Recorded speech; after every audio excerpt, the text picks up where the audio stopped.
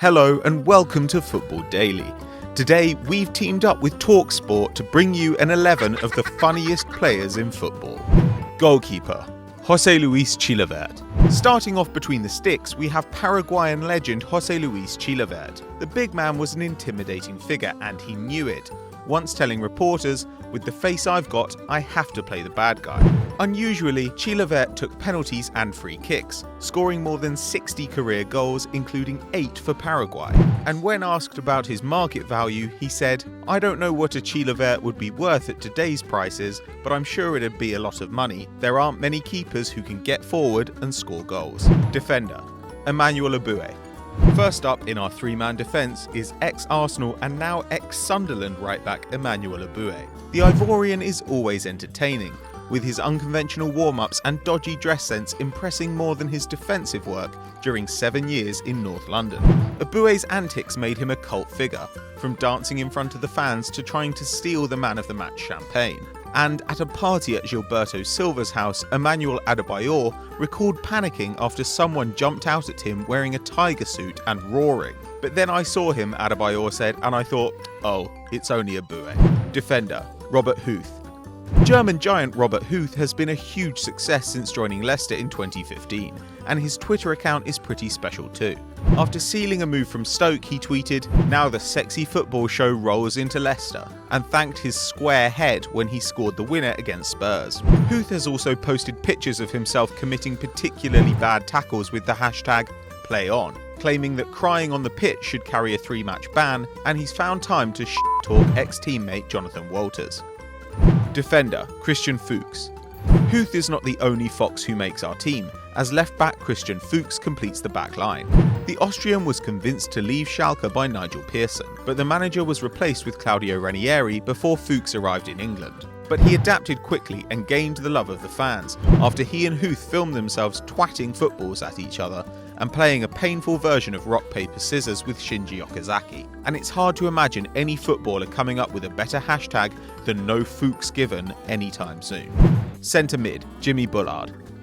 Jimmy Bullard is better known for his pranks than his football, and especially his famous celebration after scoring against Manchester City, when he pretended to lecture his teammates in mockery of manager Phil Brown's team talk on the pitch. Between laughing his way through interviews, winding up Duncan Ferguson after the Everton man was sent off, and dressing like a pimp, Bullard once took advantage of a floodlight failure at the Emirates to feel up Freddie Ljungberg, before the lights came back on to reveal Bullard standing with the ball on the Arsenal goal line. Right wing, Thomas Müller. One of the best footballers around, with a World Cup, Champions League and 4 Bundesliga titles, Thomas Müller is known as the Joker in the Bayern squad. Always great in interviews, he described a loss against Mönchengladbach in 2011 as extremely crap at the start, then it was okay for a bit, then we were crap again. Then we gave it another go, and then yet again we were crap. And a vine of Müller dancing shows that while he may not have rhythm, he's a comedy genius.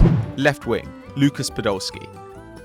Lukas Podolski never fully settled at Arsenal, spending most of his 3 years with the Gunners as a sub, and his love of joking around and likeable Twitter presence led fans to refer to him as Arsenal's head of social media.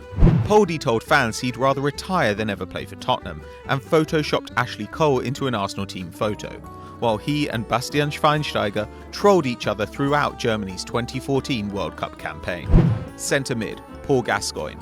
There's always space in our list for the man who told the Lazio club president that his daughter had nice tits. Gazza was a genuine genius on the field and loved to mess around, pretending to smell the ref's armpits and eating crisps and smoking cigars on the bench. In 1988, Tottenham and Man United were competing to sign Gascoigne, and Spurs offered him a house to get the deal over the line. Gazza sensed an opportunity and asked for a car too, before finally requesting a sunbed for his sister. Forward, Peter Crouch. Peter Crouch is almost impossible not to like. The 6'7" striker never looks to be in full control of his limbs, and his robot dance celebration is a particularly tragic one.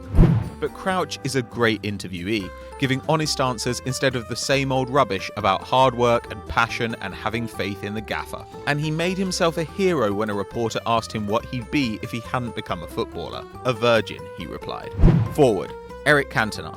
Eric Cantona was a brilliant player and a frustrated intellectual who loved to court controversy.